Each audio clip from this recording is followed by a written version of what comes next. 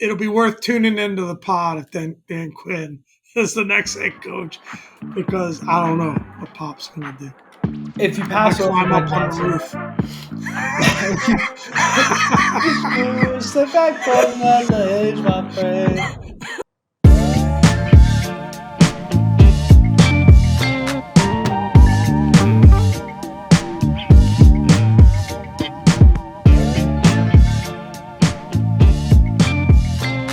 Pop, what a day, Son, man! What a day!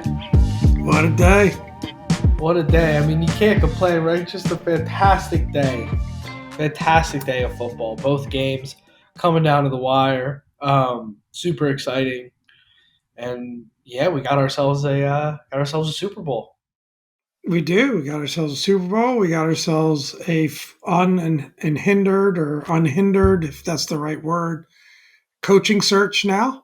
All the Yep. coaches are free agents and available that are on our candidate list. We'll get into that a little bit later after the post game chat, but that's exciting.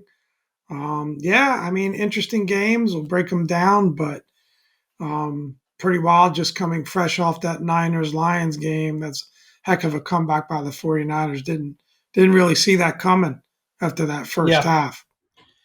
No, you didn't, and you always, I mean, Kyle Shanahan prior to today was like 1-19 on in games where he trailed more than one score going into the half. Like it's just he has a reputation for kind of folding and not knowing how to play from behind.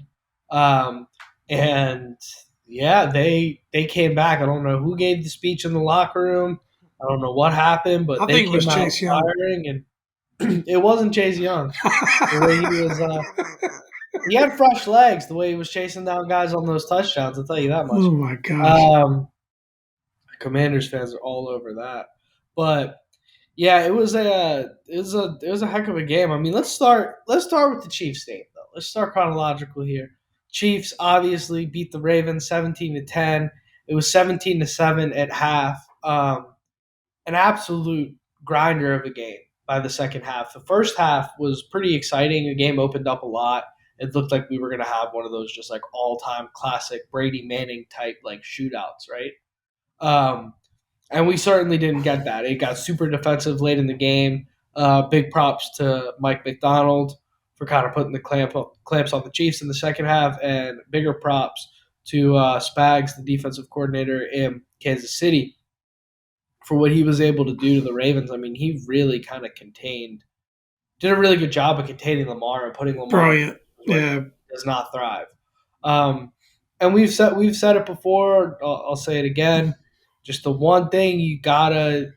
It's the one thing that's just a continuous knock on Lamar. The one thing that continues to kind of haunt him is that when the script dictates we got to give up on the run, and it's all on your arm.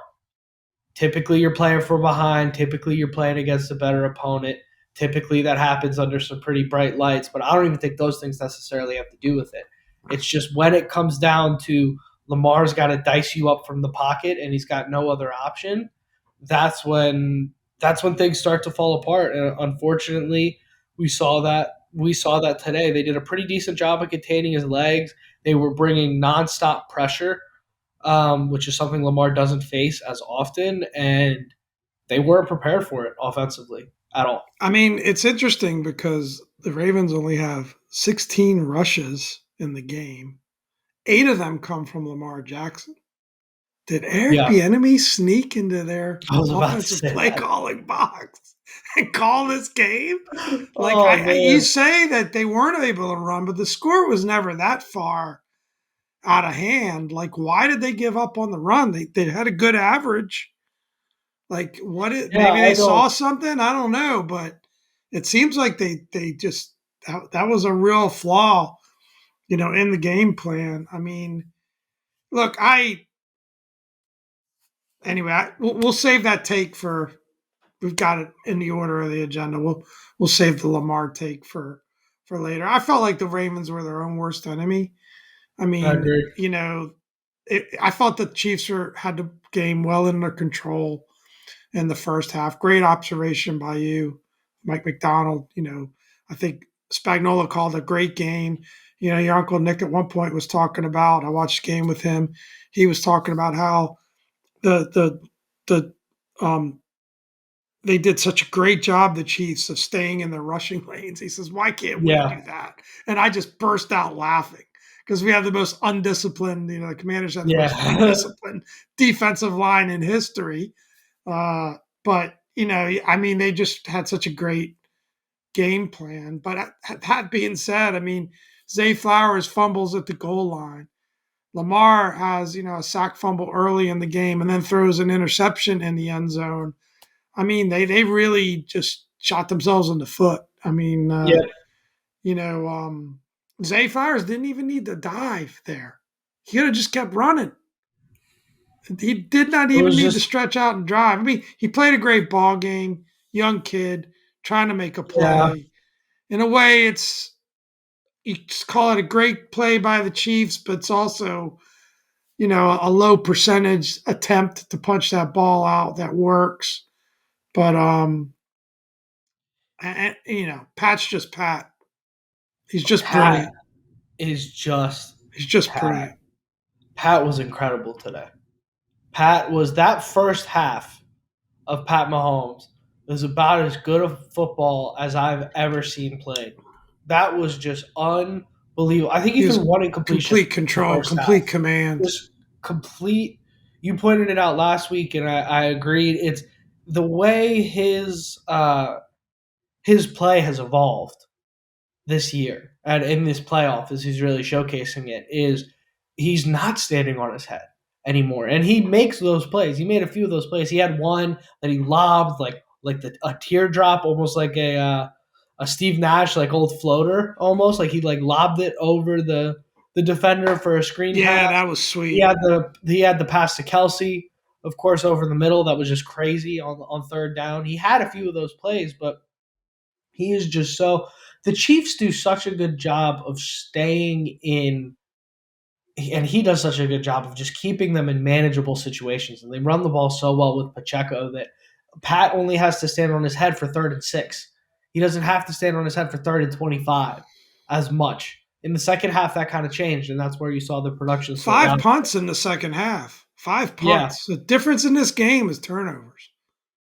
Like, that's 100%. it. If Ravens win this game, they don't turn the ball over. I mean, their 100%. defense, stiffened up and shut down the Chiefs, which is not easy to do. So painful for Ravens fans and Ravens nations for sure.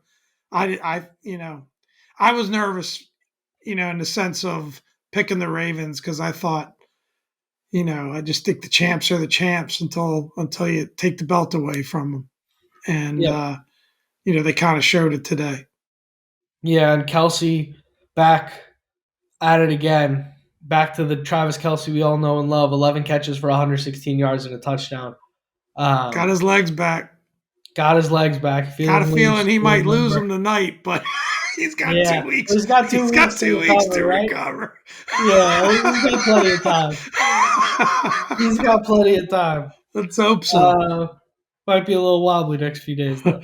But yeah, that was the difference maker, I think, offensively for the Chiefs when you get Kelsey going, when you get Pat going. A quieter day from some of the other guys that have produced. But those two, if those two can get going, that's it. And a big storyline coming into the game was Kyle Hamilton and the way he covers tight ends. And you saw that first touchdown pass to Kelsey and the catch. Oh my God. I mean, Hamilton was all over him. He Oh couldn't have been yeah. covering the guy better.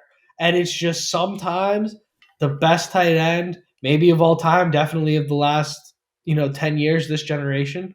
Sometimes the best tight end just makes the play. Well, he's And it he's just just is what it is. elevated his game in the playoffs. It's been evident. Yeah. He had a terrific Back game last week and back to what he's been. great game this week, and you know, yeah, those are the two stars for sure for the Chiefs was Pat and Travis. Which, I mean, how many times have we said that?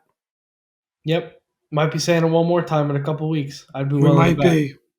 But yeah, just a great game there. Calmed down a lot on the back end, just because it turned into a kind of a defensive game. But it was a defensive game, but there were still so many big plays. A lot of sacks, a lot of fumbles, turnovers things of that nature. Like it was still very exciting, even though there wasn't a lot of scoring, which was great. Yep. Good to watch. And yeah, I mean, do we want to give a sauce award for this game? Is it pretty obviously Pat? Like, is there anything? Salsa word. Yeah, I figure we do one per game. I'm good with Pat getting Why it. not? You got to give Yeah. it to Pat, right? I Yeah. mean, just complete the numbers don't necessarily jump off the page, except for the fact that he threw the ball You almost could 40 make an times argument for and Travis didn't for throw nine sure, incompletions. You could make an argument for Travis definitely. but I'm good going Yeah, Pat. Hey, 30 for Travis is getting enough 39. publicity right now. Yeah, he's got all the publicity he needs. Um, but yeah, I'm good with Pat there. I think definitely Sauce Award.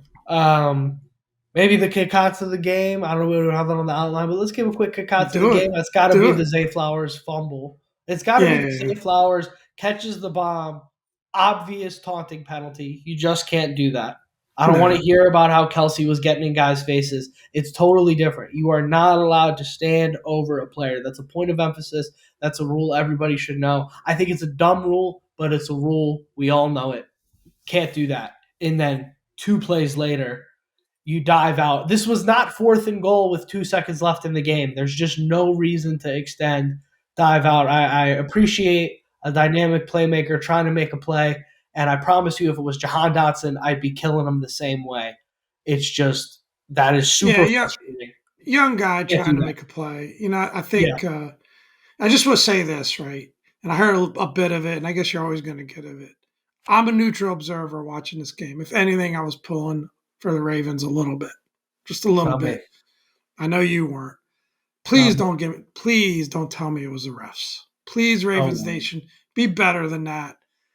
There's nothing wrong with the refereeing. Both teams got some calls. Yes, Ravens got some bad breaks in some instances, but they really were their own worst enemy in this game, and they got to take ownership of that.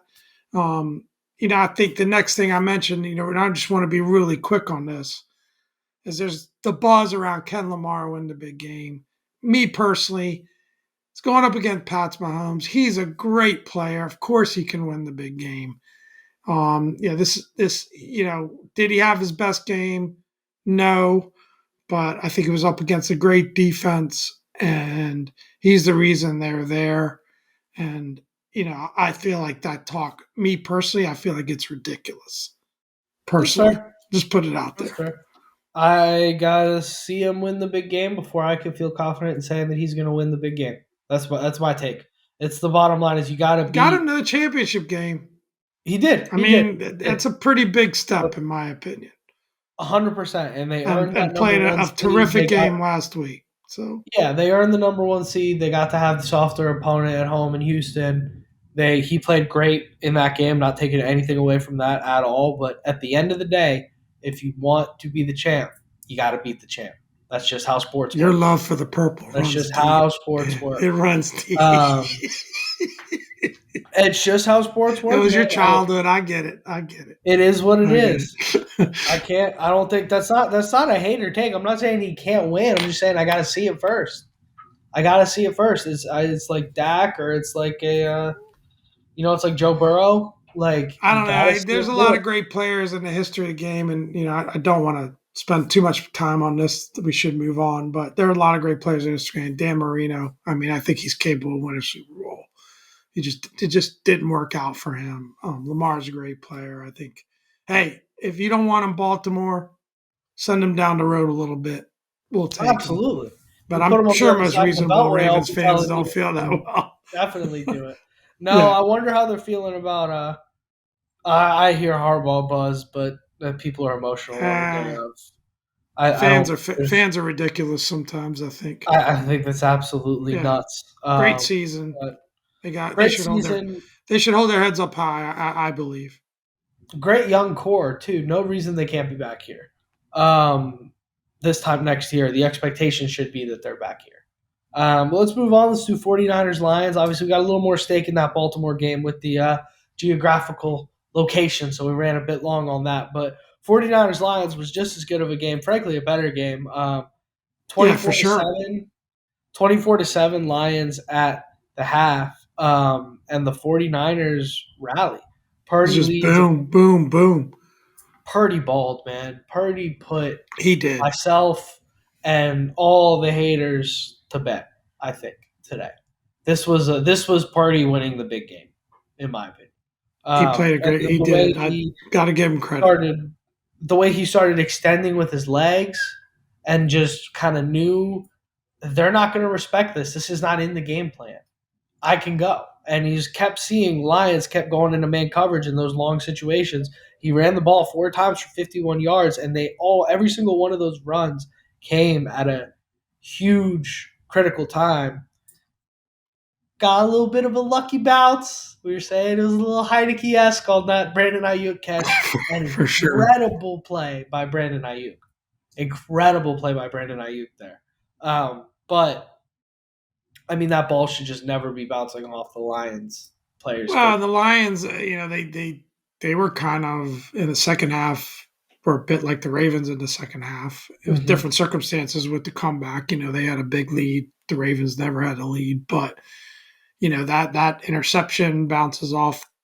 Maybe there's not a lot that the defensive back could have done about that. I don't know, but unlucky bounce there. Then Gibbs fumbles. Then they drop a easy first down pass. They just kept giving the ball back to the Niners, and you know, it just they just players got to make plays at some point. But their Yeah. coach didn't help them too much either. We'll get into that in a little bit, but there's No, some he questionable calls didn't. there. Definitely questionable calls. I have a couple points I want to make about that. But yeah, I mean, Purdy went 20 for 31, 267, a touchdown, interception, 4 rushes for 51. Christian McCaffrey, 20 for 90, 2 touchdowns. Debo Samuel, 8 catches for 89 yards. Goff, 25 for 41, 273 yards and a touchdown. Montgomery, 15 for 93 and a touchdown. Laporta, 9 for 97. St. Brown was 7 for 87. I mean, a lot of good They put up individual some numbers. performances. Yeah. They Jameson put up Williams with some two numbers. touchdowns. I mean, Uh, Gibbs played really well too, and I didn't even really highlight him, but he had you know 12 for 45 rushing and another 3 catches for 11 yards. I mean, he was a yeah, and a weapon as touchdown. well. Yeah, That had a Gibbs touchdown. rushing touch. That Gibbs That rushing was touchdown, sweet. filthy man. His footwork is incredible. Yeah, He's just so shifty, and he moves like sometimes you'll see guys when they change direction and they want to go quick, they move too far, and it kind of slows them down. He has a way of moving where he doesn't go an inch further than he needs to go that's to why get out of Chase the said, way, "Nah, and I he's can't just catch him. always on top. I'm Oh not yeah, gonna waste Chase. my energy here. I can't do it. I can't catch him."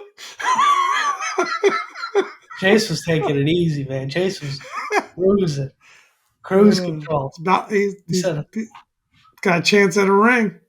"Yep, Super Bowl winner Chase Young, kick cuts. Good for him. Not, it's not happening because of him, but that's fine. Yeah, man, great game at the end of the day. Sauce Award, I gotta go Brock, man. I don't know how I you agree. feel. You I gotta agree. go Brock. I mean, I Brock think I actually, think I think the stats don't say it all. He made some his escapability out of the pocket. That one throw he made to the tight end, deep deep in their yeah, own territory to keep that drive going, and it led to an extended drive down the field. I mean, he was doing some really good things there, extending plays, making plays, and I think he showed that moxie, that leadership quality. You know, I still don't think he's the quarterback to put a team on his back and win games, but he kind of did that in the second half. I don't know that you want to live or die by that, but he kind of did that. And of course, you get great performances, Christian McCaffrey, Debo. They've got a hell of a squad around him. Debo makes a yeah, big difference on that team. You know, yeah. And they were kind of saying that on the commentary. Greg Olson, who's one of my favorite commentators, I actually really like him. He did a good job of pointing that out. He said when Debo's on the field, that actually eliminates a pretty solid chunk of Kyle Shanahan's call sheet when he's not yep, on the field because yep. it's just so the offense is so based around what he's able to do, what he's able to bring to that team. Um, I'll push back on the Purdy. the Purdy take. I think up until today, you could say, yeah, he's not the type of guy to put the team on his back, but he absolutely did that today. He He completely, did it. I said he did it today. yeah, I just said okay, that I don't know that you want to live or die by him doing that. I think that he did some things off schedule that were completely unexpected by the Lions yeah, defense. Good on him for doing that, for having the composure and, like I said, the moxie to do that. I give him all the yeah, credit in the world. I can't take it away from him. And he's done it a couple of times this season where you felt like you were going to count him out. And he's yeah. led comebacks and he's done some things like that. So hey, Super Bowl quarterback. He's a hooper, man. Can't He's a hooper. can't take it away from him. Can't take He it can away from him. ball. He Yeah. can ball, and he's always the guy that's kind of used as like the, oh, if so and so played there instead of Purdy, this would be the result. Blah blah blah. Like, he's always kind of used as this like, he's just barely a half decent quarterback, and I think today he kind of put that to rest, in my opinion, in terms A of the lot way of he played, quarterbacking, the a lot type of of stage he was quarterbacking in. is how you process things and how you execute and when to make the throw and not to make the throw. And he is really good at that. I don't think physically, he's the most gifted player Sure, you're ever going to nobody's see. arguing with that. Yeah, But I do think he's got ability to process and make good plays and be the point guard, and do that very well. I mean, you would never say John Stockton was the most physically gifted decent guy. basketball Yeah, player in the world, right? But yep. he was a hell of a point guard. And I think everybody that in the NBA talks about Magic Johnson talks about how good he was, right? So he's that kind of vibe, right?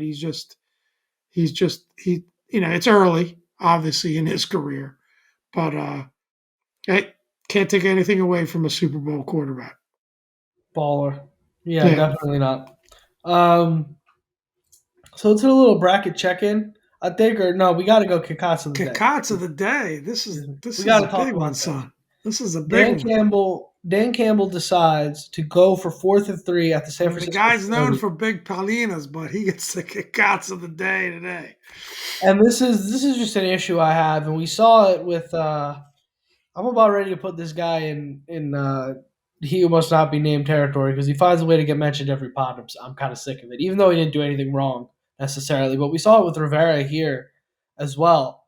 You get this reputation for being a certain way, and you overcommit to your methodology and to your reputation. I don't know if it's an ego thing. I don't think it's an ego thing with Campbell. He doesn't strike me as that type of guy. Um, but you just get this like blind faith in your own convictions that this is the way to do things, and you go like completely, like I said, like situationally challenged. Like you just stop, you don't actually pay attention to the situation. You're trying to stop the bleeding in a huge comeback at home, San Francisco. You're down at that point. I think they were down 24-27, right? Yeah, You're down three. You kick that field goal, you tie it. Now all of a sudden, you either make a stop or you hold them to 3 points. Like the outcomes are so much more in your favor, but you go with what you think and you go with what that stupid computer thinks. And I'm generally a computer guy. More often than not, the math says you should do it, you should do it. You don't judge on the result, you judge on the process. I lean that way as a young man, right?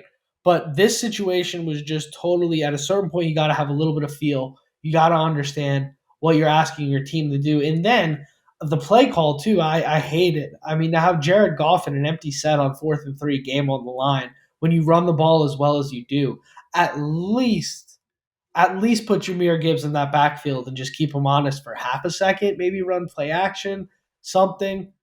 I don't know. I was not into anything that happened there. What do you think, Pop? yeah, no, I agree, and I think it's. So here's where I think coaches get it wrong, and I think announcers get it wrong, and analysis is wrong. Analytics is information. It's information. It's telling you, okay, the analytics, the odds are in this situation, this down and distance, you got a decent Yeah, percentage of converting. However, you've got to know that the circumstances, right? You were winning by 17. They came all the way back, took a 3-point lead. At that point, You got to stop the momentum. You got to stop the bleeding, like you said. You kick the field goal to get some points on the board, to give some encouragement to your team, to shift their momentum. And even though like people we will say, oh, they could have tied the game at the end. Who knows? If you tie the game at that point, you don't give San Francisco that field position. You kick the ball off with a little bit of juice now. Your game's tied. Maybe you give your defense a little bit more energy, right? Maybe they don't drive the ball down the field and score a touchdown. Yeah. Horrible call, horrible decision. I shouted it out before the play was on that this is stupid. I think I texted you as Yeah. well. I didn't like it Um, either. Yeah. it, Neither it of us just were was, a and fan. yeah, he converts it fine, but it's just, and you're right, it's just a vibe or a feel that you just have to know that's the wrong decision at that time. And at some point, you wonder, is the coach's ego getting in the way?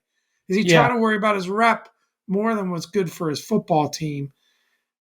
You know, bad, bad move by Dan Yeah. Campbell.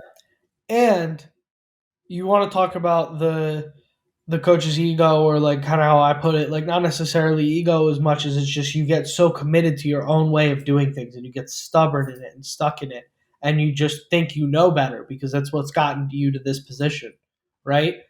And to that point, why kick that field goal going into the first half?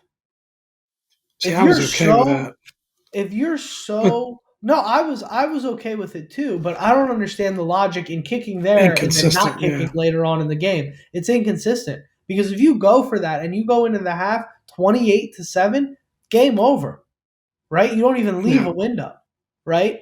But I think that's, I mean, at the end of the day, you said who knows, maybe they don't go drive down and score the touchdown. Who cares? They could drive down and score a touchdown. You're only down 7. And then if you want to put your balls on the line and go for two, go for two. But just a stupid choice there, and I think it hurt the Lions. It hurt us as fans getting to watch it. It's just disappointing as a whole. Um, but we've got the bracket check-in just real fast. It's going to come down to me and the Boston Insider. We both have the 49ers in the Super Bowl. I guess it'll come down to You got to figure out a tie four break. I think you guys should tiebreaker. redo the score.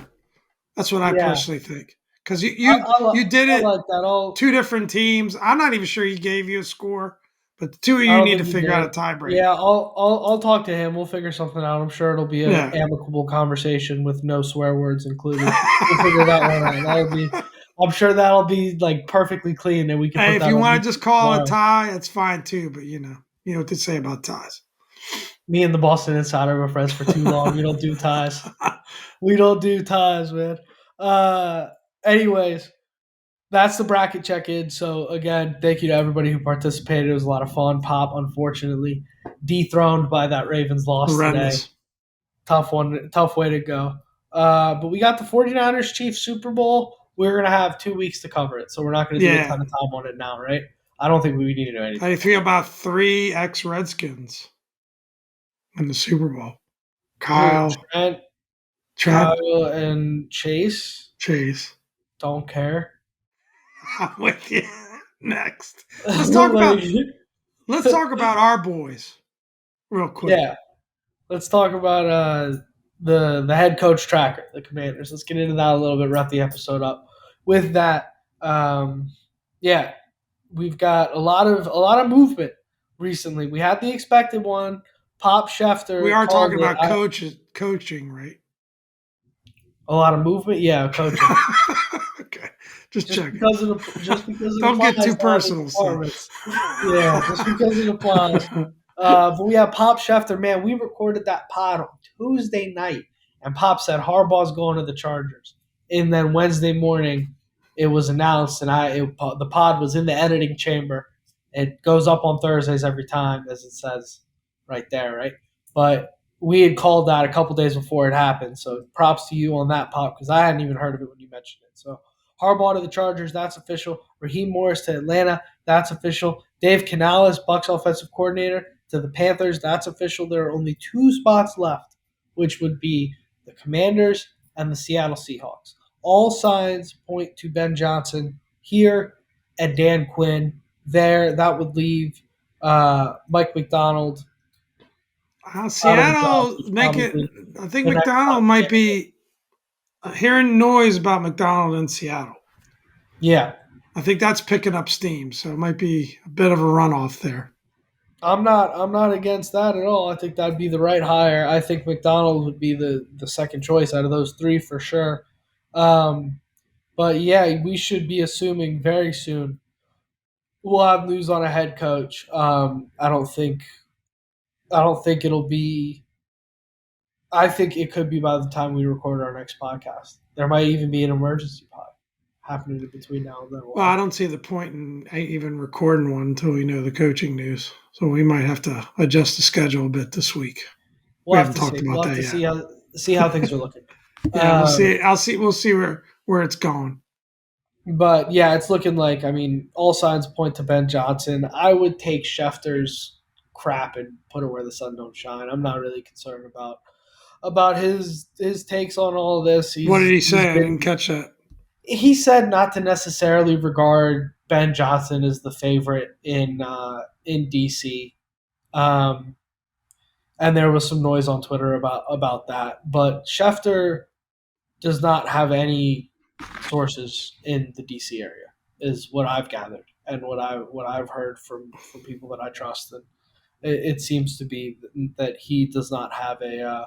The news in DC has always ran through Rappaport recently because of Rivera. That's Rivera's guy, and now with Dan out, it seems that Schefter is kind of don't got anybody to text right now, which I'm totally cool with. I'm not a Yeah, pro Schefter podcast.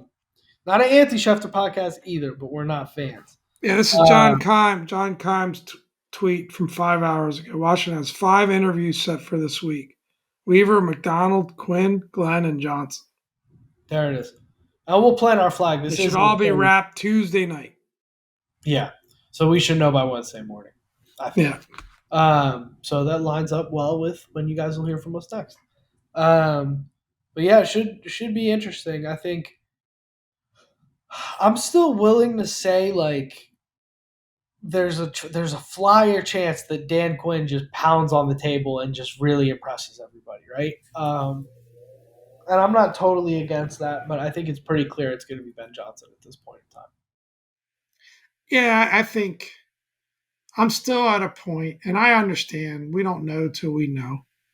Yeah, And there's tons of opinions out there, and maybe sometimes it's easiest to go with the front runner, but I'm just very impressed by everything I've seen and heard out of Ben Johnson, and I would be disappointed if it wasn't him. I'll gladly admit that. I would be gutted if it's Dan Quinn. I could yeah, live with a Mike McDonald. I yeah, just maybe it's undeserved. Maybe he'll come in here and be a great coach, but I really want that young coordinator try. quarterback Um, combo. I look. People can say, "Let me ask you this question." Would and, picking two bad situations. If you had to choose today, would you want to go through another Jay Gruden run or a Ron Rivera run? Jay Gruden, without a doubt, So, and a lot more funny. Ron better, better leader. No question. Maybe made better decisions in his personal life. I don't know, but I think you know Jay was a better Makes better coach. decisions on Twitter for Jay sure. was a better coach, and he didn't have front office, and he didn't have discipline, and he didn't have a lot of other things that Ron brought to the table, which might have evened things out. But I just would rather go with the hot coordinator Yeah, approach than somebody who comes through here for the second time around that failed somewhere else. yeah, I just and I don't don't want it. think I don't think you can comp Dan Quinn to Ron Rivera at all, in my opinion. And I think this is going to be my last point on this whole thing. And I'm only saying this because we're at the end of the episode now, so I can get off a little more controversial takes here. But I don't think Dan Quinn is a bad hire by any stretch of the imagination. I think it's just the fact that Ben Johnson is on the market that makes you not want to go Dan Quinn. But for example, if Ben Johnson got up tonight on the podium and said, I'm not leaving Detroit. I have unfinished business here. I don't care who gives me an offer. I want to stay. If that happened, which to our knowledge has not happened, and God forbid, but if that happens for whatever reason, I'd be all for Dan Quinn. You look at his resume, he's built two elite defenses, Super Bowl level defenses. Went to the Super Bowl with the Falcons, had a tough situation there with an aging quarterback. Who did he go to the Super Bowl with? Who was his offensive coordinator? Who was the offensive coordinator in Seattle? I don't know. No, I'm talking about in Atlanta. Kyle Shanahan, of course. Yeah. And what happened after Kyle left? Yeah, they fell apart because Matt Ryan also got old. Yeah, you had an aging quarterback past his prime. You had Kyle left. You It's had a tough. brilliant head coach in waiting as your offensive coordinator. Sure.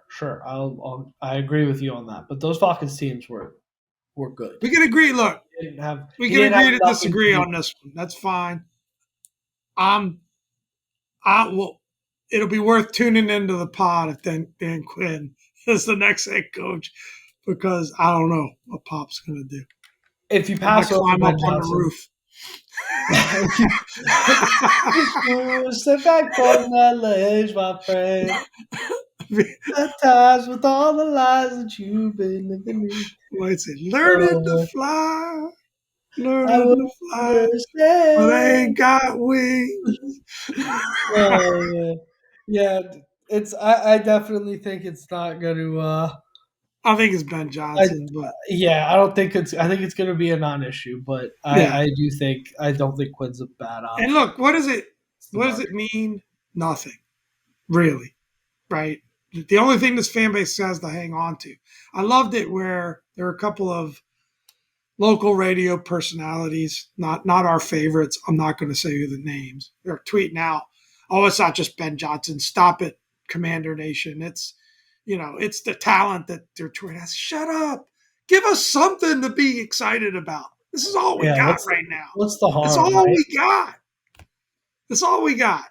I'm with you, man. I'm with you, and for the record, a lot of guys have done a lot less with a lot more than what Ben Johnson's done out there, and a lot about that talent has been developed and looks so good and shines so bright because Johnson, as commentary said today, doesn't come from a Shanahan or a McVay tree or an Andy Reid tree. He comes from a line of thinking where he tailors his offense to the talent he has around. And he has taken guys like David Montgomery, who was supposed to be past his prime when he left Chicago, Jared Goff.